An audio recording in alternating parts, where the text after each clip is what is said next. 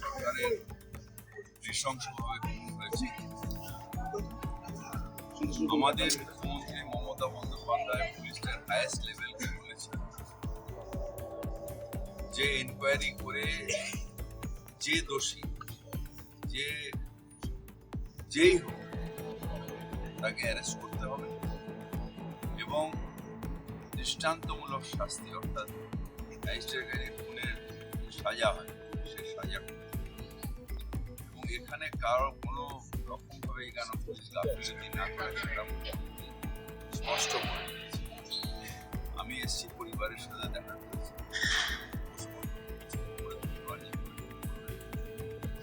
দেওয়া হবে। আর সেটার থেকে বড় কথা হচ্ছে যে এরকম ভাবে একটা তৃণমূলের নেতাকে খুন করা,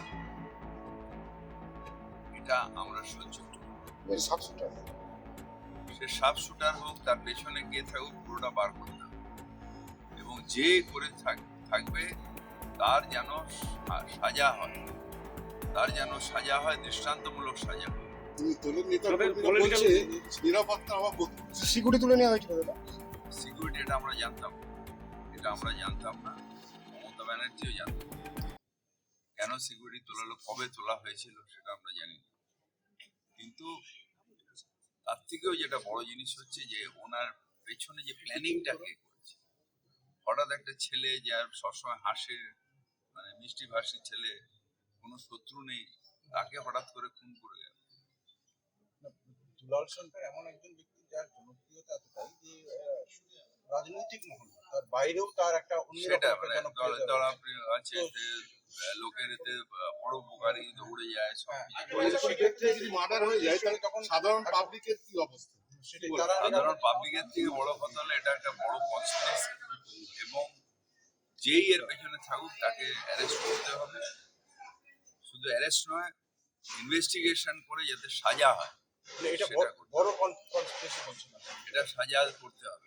কারণ আমি তো জানি না, তার কারণ আমি তো আর ইনভেস্টিগেশন অথরিটি নয় বা আমি এলাকাতেও শুনিনি কিছু, কিন্তু যেই করে থাকুক এত সহজে বাবলার প্রাণ যাবে এটা আমরা সহ্য করব। সরাসরি মুখ্যমন্ত্রী যেটা বলেছেন আমিও শুনেছি, আমি তখন ছিলাম ওখানে, কিন্তু মুখ্যমন্ত্রী এও বলেছেন ডিজিকে যে হাইয়েস্ট লেভেল অফ ইনকোয়ারি করে যে দোষী সে যেই হোক তাকে বার করতে হবে। সেটা তো ডিসিশন নেবেন মুখ্যমন্ত্রী। Bureau news Bangla Times.